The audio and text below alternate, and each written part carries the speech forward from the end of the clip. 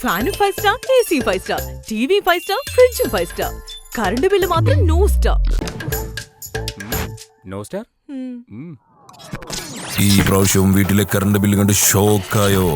Current bill കുറക്കാൻ വീട്ടിലെ ഉപകരണങ്ങൾ മാത്രം സ്റ്റാർ ആയാൽ പോരാ, വയറ് കൂടി സ്റ്റാർ ആവണം. ഉപയോഗിക്കൂ ജെഫ്റ്റൺ ക്ലാസ് 2 PST കേബിളുകൾ. ഇത് നിങ്ങളുടെ വീടിനെ സ്റ്റാർ ആക്കും. അങ്ങാടിപ്പുറം തിരുമാന്താംകുന്ന് ക്ഷേത്രത്തിൽ 10ാം പൂരം വിപുലമായി ആഘോഷിച്ചു. അങ്ങാടിപ്പുറം തിരുമാന്താംകുന്ന് ക്ഷേത്രത്തിലെ 10ാം പൂരത്തിന് രാവിലെ 7-ന് തിരുവാതിരക്കളി, 7:30-ന് ഓട്ടംതുള്ളൽ, 9:30-ന് കൊട്ടിയിറക്കം, 10:30-ന് കൊടിക്കയറ്റം, തുടർന്ന് തിരുമുറ്റത്ത് തിരുവല്ല രാധാകൃഷ്ണന്റെ പ്രമാണത്തിൽ പഞ്ചാരിമേളം എന്നിവ നടന്നു.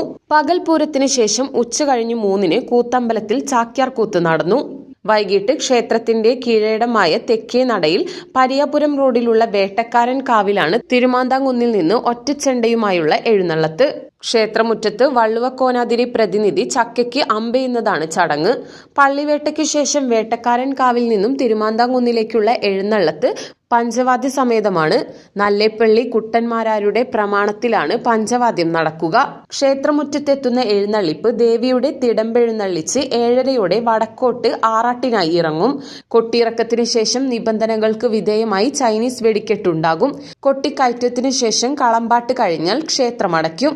11ാം പൂരത്തിന് രാത്രി 1-ഓടെ വിഷുക്കണി കാണാനുള്ളതിനാൽ പൂരം സമാപിക്കും. ജാതിമത കക്ഷി രാഷ്ട്രീയ ചിന്തകളില്ലാതെ എല്ലാ വിഭാഗം ജനങ്ങളും ഒന്നിച്ചാഘോഷിക്കുന്ന ഉത്സവമാണ് തിരുമാന്താംകുന്ന് ക്ഷേത്രോത്സവമെന്ന് ഉത്സവം കാണാനെത്തിയ മങ്കട MLA മഞ്ഞളാംകുഴി അലി പറഞ്ഞു.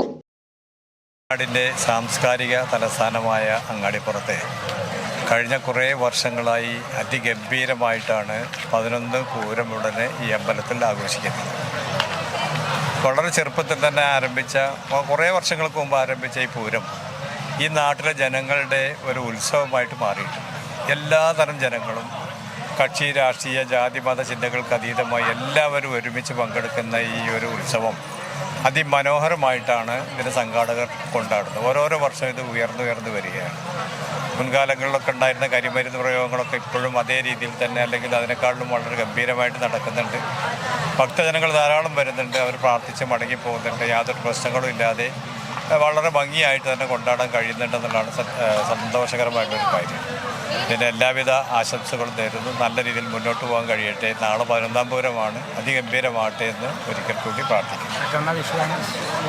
14-ാം തീയതി നമുക്കൊക്കെ അറിയാവുന്ന പോലെ വിഷുവാണ്. എല്ലാവർക്കും വിഷു ആശംസകൾ.